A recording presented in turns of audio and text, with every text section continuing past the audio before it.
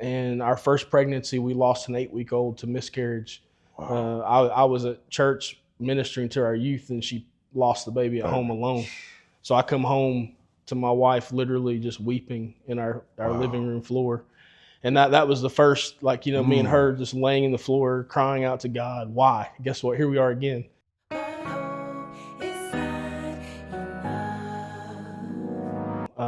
Our third pregnancy, we lost a 10-week-old.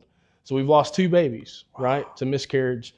And this one, I had that second loss, I had to go. I was in the hospital room when we had this lifeless baby removed from her womb, right? So now my wife comes back to me with an empty womb, and I'm a dad. And you're a dad. I've held my little girl for a second. Wow. Well, and even our first one, right? I've got a daughter. Like it's even another level, right? The first one was hard, but this second loss, it's like I got to protect my kids. Like as a father, that's my job, and I've lost 2 babies, and it's my fault. That's what I told myself. Why again? That's what I told myself. That's where the enemy had me. Like, this is your fault. These babies that you're losing. How did you get through that? How? Man.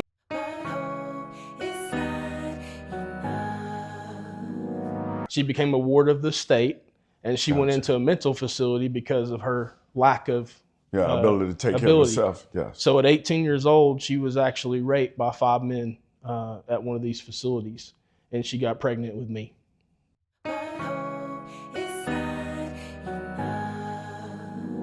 What are some of the points that you make for that person who may be watching thinking, maybe I should have an abortion. Right. I can't take care of the kid.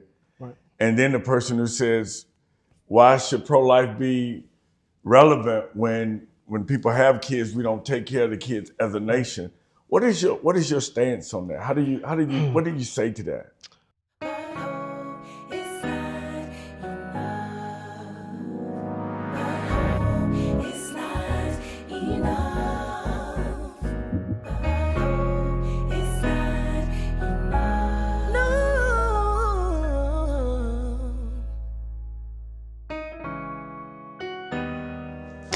Welcome to another episode of Hope is Not Enough, but you still gotta have it. Now today I have an author, a speaker, a songwriter, a worship leader, a pro-life advocate, a father of 3 beautiful daughters, travel the globe. A lot of people say I travel a lot until I looked at your itinerary and I say this guy, Steventhen Holland, and the founder of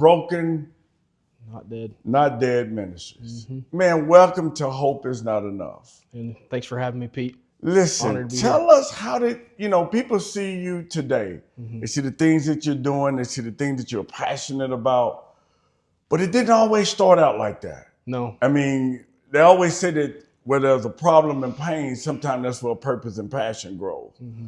But when you were a kid, how did it start out for you?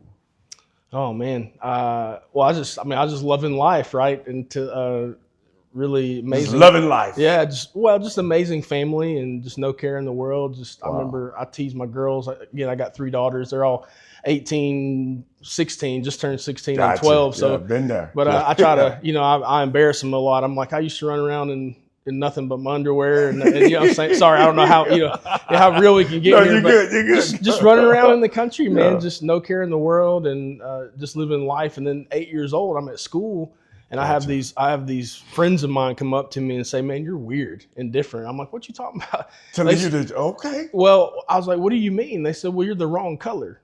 I'm like, What? And I said, "Well, you got to give me more." Well, your whole family's white. You don't realize that, right? And I'm like, oh, okay. And they're like, "You're brown."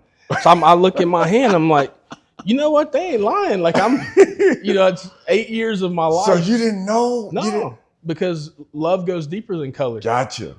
So you just being loved, going through. Yeah. I mean, hey, this is my dad, my mom, my sister, this community. I just thought I had a tan, better tan, Gotcha. than the rest of the family. You know what I'm saying? So at 8 years old, you find out that you're a little different. You're a little. Yeah. So I come home that night, from school, and I'm sitting on the bed with my mom, and I find out at 8 years old that I was a foster kid, brought into the home when I was 7 days old. I was on the same bottle of formula I left the hospital with. I found out, they told me, listen, they said you're probably going to die, that I wouldn't make it in this family. They didn't care about my skin color or that they gave birth to me or not. They just saw a baby that needed to be saved. And they literally squeezed milk in my mouth. They carried me. You know, some people say I might have been a little spoiled, but I have 4. So you were one of them little chubby babies. Oh yeah. I mean, well, not so much. I was very malnutrition, man. I was so weak I couldn't even suck a bottle. So I got chubby from the care, right? They loved on me a little bit. But my siblings, I have 4: Ricky, Rod, Renee, Robin. Then there's Steventhen. You'd have thought if the color didn't give it away, maybe the name would have. Yeah. But I found out I was a foster kid. They adopted me officially at age 2. That was a whole nother story for another time. But basically the state. So you carried their last name and everything from. Yeah, the state of Tennessee at 6 months old, where I grew up in the Chattanooga area, they came in and actually tried to remove me from the home because my skin color was different. So that was a 1.5 year legal battle. This family had to fight to keep me in the home because they were like, look, you know, this is our baby. We've loved on him, cared for him. Yeah, we love 6 months. Right. And we don't care that his hair color is changing, that his skin's darker than ours. You know, like this is our baby. Like we've embraced him. So I had a community, Pete, I have over 250 petition letters that I still have in possession. Oh, people that in the community, even in the midst of racism. I mean, they're, you know, it's there. 1980s, 82 when I was born, and you know, but they still like this town. Baby. But they came behind, you know, around this family and wrote into the state of Tennessee, and they officially, after 1.5 years, they legally adopted me at age 2. So they've been my family, man, since day one. But if I'm being honest. Did you have that void of wanting that to day, know? That 8-year-old little boy, that's the first of my life I ever remember feeling broken. Gotcha. And I mean, I had a drug problem growing up. I don't know if you can relate to this, but I was drug in and drug out of every church service. You know what I'm saying? So Jesus and the church, you know, just faith has always been a foundational part of my life. And, you know, at 8 years old, man, I probably pressed into him harder than I ever have, but also frustrated too, because as much as an 8-year-old could be, God. But you had that foundation of faith and love and all of that. So my brokenness, like that pain that we talked about, God, why? Like, why do I have to be weird? Why do I have to be different? That's what they said at school. Yes. Like, why is my name weird? You know, like, why is this not my family? Like, why don't I look like them? You know what I'm saying? Like, it was all these why questions, which, by the way, God's big enough to carry. Gotcha. But for me, it was the why. You wanted to know. But the biggest why was, why was I not wanted? Why did my birth mom not want me? Wow. Right? So that started a lifelong journey, man, from 8 years old when I had this knowledge. So it was always a desire, man, like just a longing that, you know, why was I not wanted? So how it manifested itself was, I've been 200 none of your business pounds since 7th grade. So when I was able to start playing football, the weight limit didn't matter anymore. I was earthquake, freight train, middle linebacker, whatever you fullback. could be to knock somebody out. You're not going to call me weird or different anymore. I will run over you, and I did. So that was your outlet. Yeah. It was. Wow. It was, you know, God, Jesus should have been enough. Gotcha. But it was. But you still had to do something you had to channel that energy some kind of way. So luckily, I mean, sports and music. I mean, I would spend hours, man, in my basement of my house. Like that was my spot. Gotcha. And had my old, you know, stereo, you know, the cassette tapes. And but it was crazy because I grew up in a white home in the South. So I grew up on country. I grew up on Southern gospel. Gotcha. But I also, in middle school, I went to a private school in Chattanooga called Baylor. They wanted me to play football. So they gave me a lot of financial aid to come play. So over there, I got connected. You got exposed. Well, with the black community, with the black kids. So then it's like Boys to Men, Stevie. Okay, you know, like, you hearing that? You know, I was chasing girls. So you get home, you don't know what you go from. So Kenny Rogers to Stevie Wonder, Vince Gill, Boys to Men, All for One. Wow. And so I just sit down there. I started singing. I just sing to these songs, and that was. So did you know you had a gift to sing at the time, or was it just kind of? Because sometimes you're in the church, you know, you go into church and everybody sings a song or whatever. It's congregational, but. Well, I grew up, I've been singing in churches since I was 5. Gotcha. Little different style of music, you know, that Southern gospel, like white Southern gospel, right?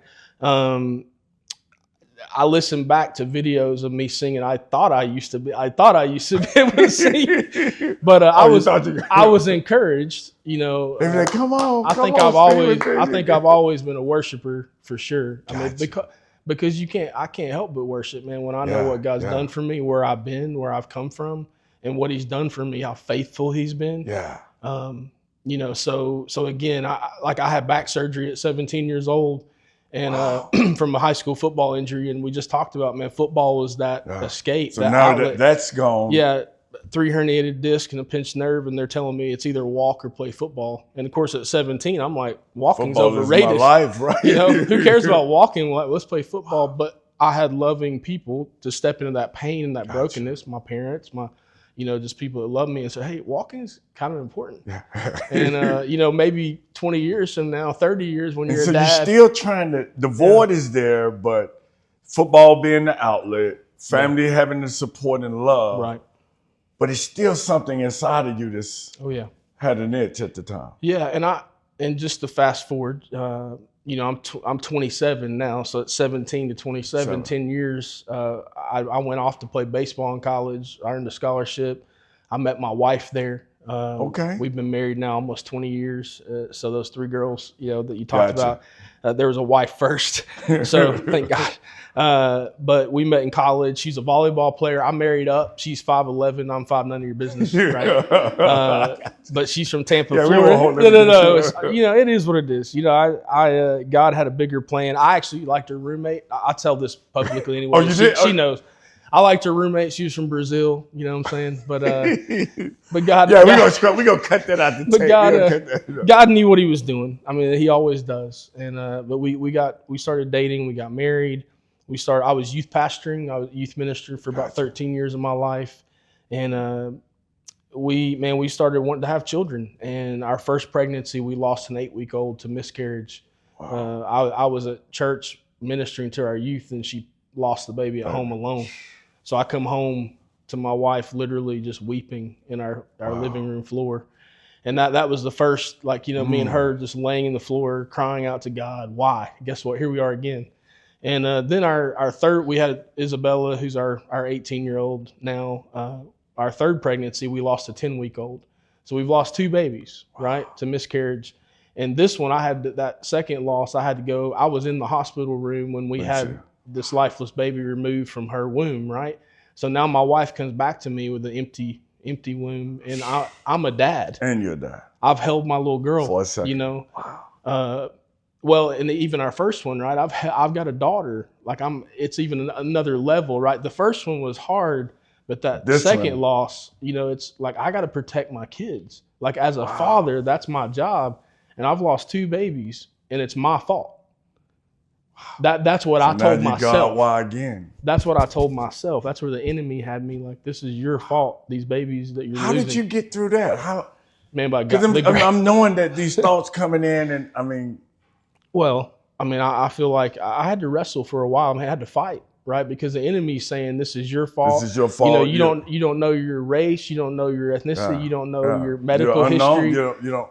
And the unknown is why you're losing these babies. So it's my fault. So, but I'm thankful for that pain, because what happened was I started pressing into the Lord. Lord, you got to help me. What do I do with this? I don't know. And all I can say is the Holy Spirit just spoke to me in a way I've never felt before. And what it said was, it's time. 27 years old in a 975 square foot apartment, Tampa, Florida. The Lord entered my space, and He said, it's time to look for your mom. And I said, Lord, I got a mom. I got a dad, beautiful family. What do you mean? And He's like, no, it's time to look for your birth mom. And that would have never happened if I didn't have the pain of the walk through that. So that pressure and that pain push you to the point to say, hey, what? Yeah. Wow. So what? How did you go about doing that? Did you? I mean, well, what I didn't tell you back then, I know. I mean, you couldn't just go on the internet and say, "Hey." There was Google. So what it was is when I was 8 years old, I had that conversation with my mom that night. Right. Right. That night, she gave me a 3-ring binder. It had 8 pages of typewriter paperwork in it from 1982 when I was born. It had my birth certificate, and it had broken family history that my birth mom had given Human Services when she dropped me off that day. Wow. So I took that paperwork and I go on Google and I started doing name searches. 3 days in, I found a website for this man named Steve Holt. He's a magician and ventriloquist from Spartanburg, South Carolina. Oh, you're kidding. So at 27 years old, I find my birth uncle. About 2 months later, I fly from Tampa to South Carolina to meet him. And then I found out what had happened to me, like or how I came to be. All these questions of why I wasn't wanted, you got dropped off, why I wasn't loved. So did he tell you all of this, or did he connect you with your mom? How was that? How did that? I spent 2 days with him, and he told me what I found out was over 2 days. He said that there were 6 kids. He was one of 6. They were all thrown into an orphanage. Their parents had died, so my grandparents died early in their life, and out of the 6, he's the only one that's not mentally handicapped. So my birth mom was mentally handicapped. Wow. So she, at 18, when she aged out of the orphanage, the foster care system, she became a ward of the state, and she went into a mental facility because of her lack of ability to take care of herself. Yes. So at 18 years old, she was actually raped by 5 men at one of these facilities, and she got pregnant with me. So what I found out was that they were pressuring her every day to abort me. But with only an 11-year-old mental capacity, she carried me homeless, chose life from me. So you tell me, was I loved? Was I wanted? Yeah. My hero, she carried me literally when the world said I wasn't worth it. And maybe, who knows how many voices were telling her I wasn't worth it. But to her, my mom, 11-year-old mental capacity, 11-year-old mental capacity, said, I'm worth it. So she carried me home. homeless. I'm not going to give him up. I'm going to carry him. So 9 months pregnant, living in a cardboard box behind this old grocery store in this little country town called Whitwell. If you're from there, they say Whitwell. Guess who lived there? The Holland family. Joyce, Paul, Ricky, Rod, Renee, Robin. And they'd had a miscarriage 2 years before, and they were longing for one more baby boy. And their pain led them to. Yep. They started bringing in foster kids. So when they got that call that I was dropped off that day, they were like, "We'll take him." So the reason they squeezed milk into my mouth, the reason they love me like they did, they're not going to let another baby die on their watch. No. Because that pain led them to purpose. Yep. Man, that is. When I think about it, and I'm thinking about, like you say, your mom and your uncle are sharing all of that, and people see you traveling today, going, airport to Uber and everything else that goes with that. Sometimes they see your passion, but they don't understand the depth of what you just shared. How do you communicate that when you're in a worship experience? Let's say you're on stage and you're talking about pro-life, and I'm sure you share that story. I do. And then you share your music and all of that. But what do you say to the people who, when they think pro-life, they think, just don't have an abortion? Right. And then you got another group who may think pro-life and think, well, you don't want them to have an abortion, but are you taking care of the kids once they do have them? Right. You have all these arguments right here, but you're coming from a totally different place. How do you, and I always say a person with an experience doesn't have to explain that to someone with a theory, but when you're on stage and you're sharing that message with people, what are some of the points that you make for that person who may be watching thinking, maybe I should have an abortion. Right. I can't take care of the kid. Right. And then the person who says, why should pro-life be relevant when people have kids, we don't take care of the kids as a nation? What is your stance on that? What do you say to that?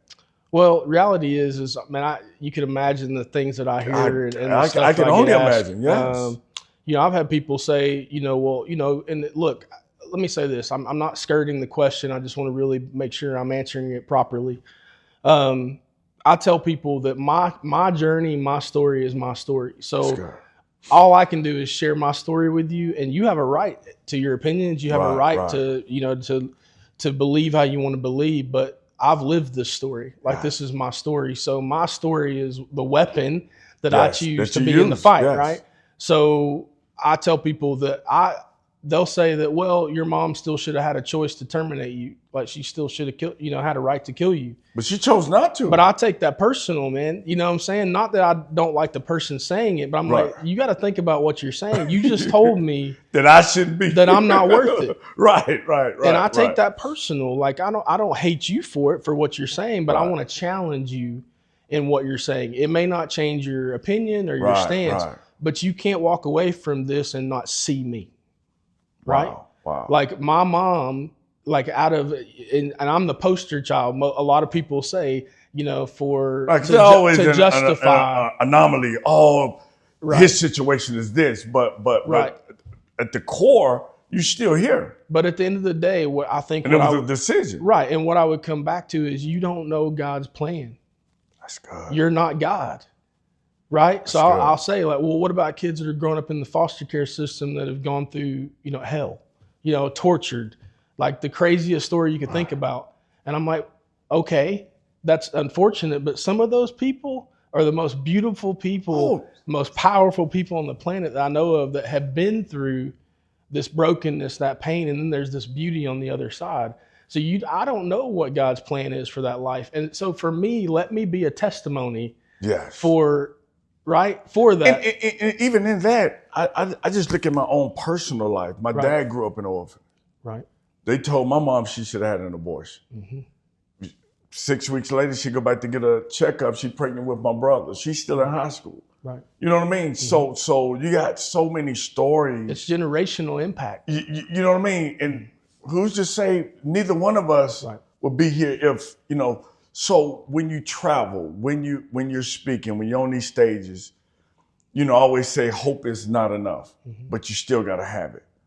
What would you say are those things that people need who may feel like their life doesn't matter? Maybe they're in foster care and they're watching. Right. Maybe they are that kid that just got told that they're weird, that they're different, that no one wants them.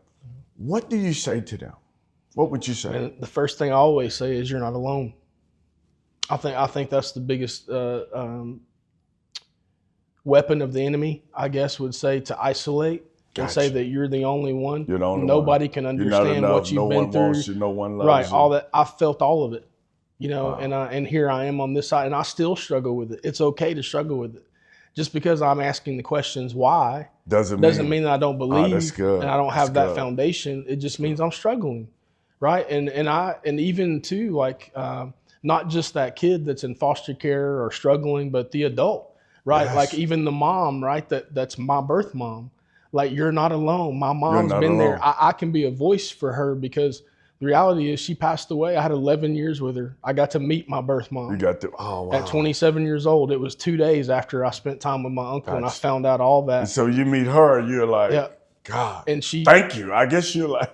Well, there's a video of when we meet for the first time. It's about 4 minutes long. I got it on YouTube, and it's I share it every time that they'll let me when I speak. Wow. You always share that video. Well, because she's the hero of the story. Gotcha. Her choice, like you just said, like your mom, like your family. Yes. Now I have 3 beautiful daughters that love Jesus, that are worship leaders, songwriters, just having an impact, I believe, on the world, that God had a plan for, that started with a yes decision from my mom, right? And there's generational, they're going to have kids.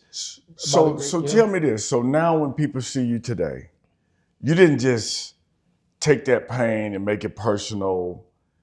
You actually created something that would help millions of people who are dealing with that when you started the Broken Not Dead Ministries. Talk a little bit about how that was birthed out of this entire situation.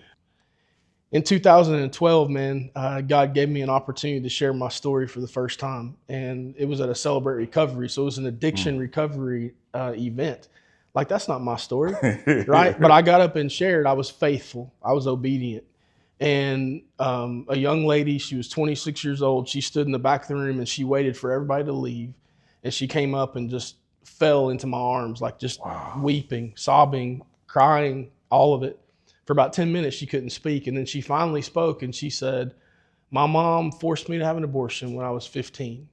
And for 11 years, I've carried chains. I've been wrapped up in chains because I didn't want to do that.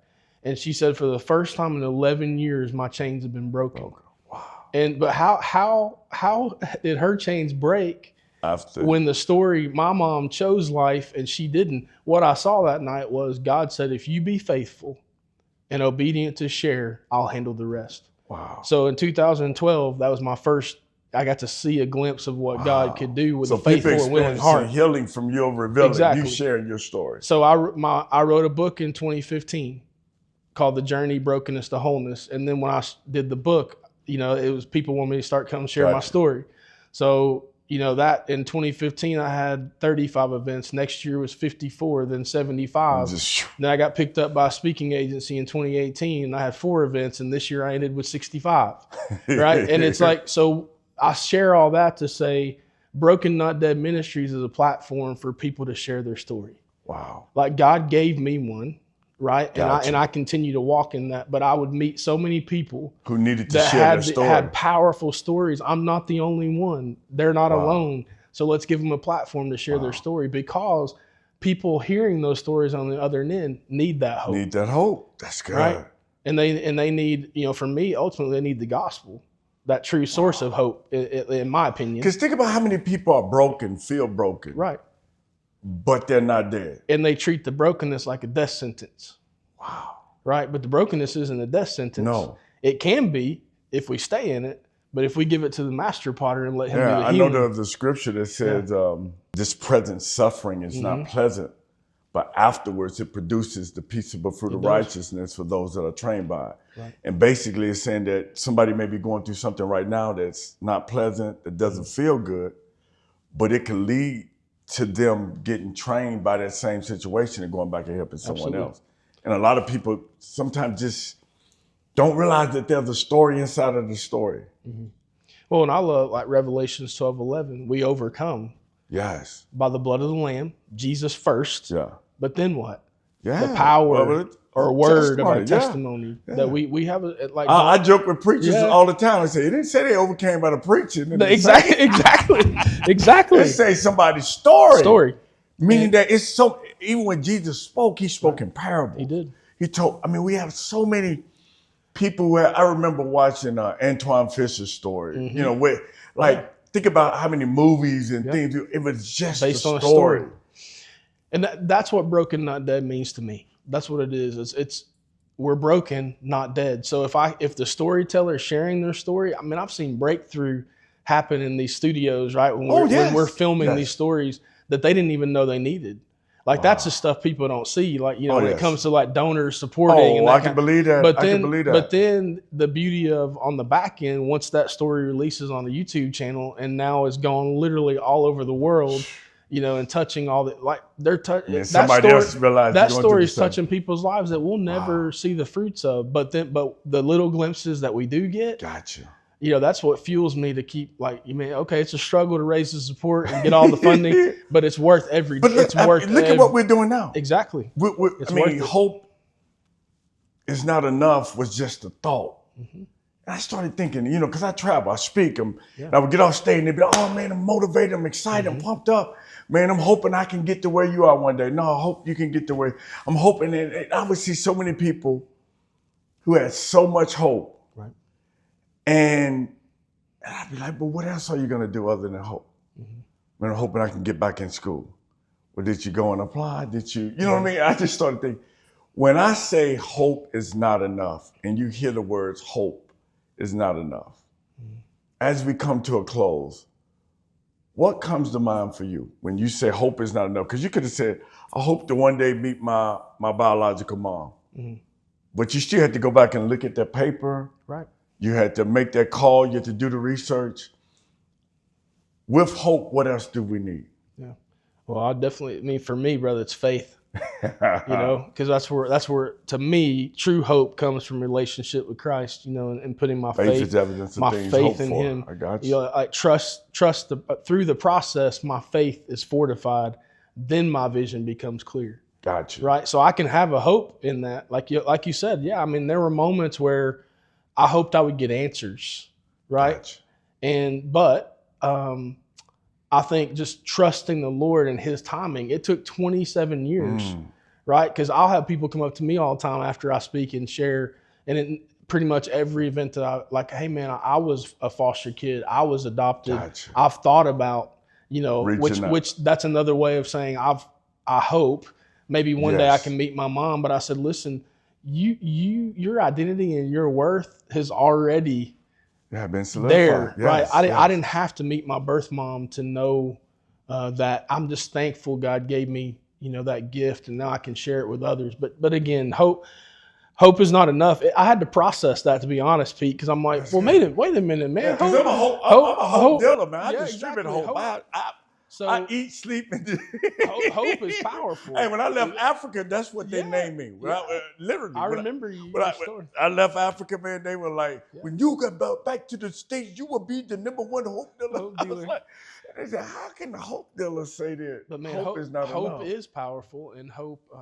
But yeah, I think knowing where that source of hope comes from, I think is how I would answer it. And to me, again, my relationship with the Lord, you know, my faith, man, like there is no hope without faith. There is no hope without faith.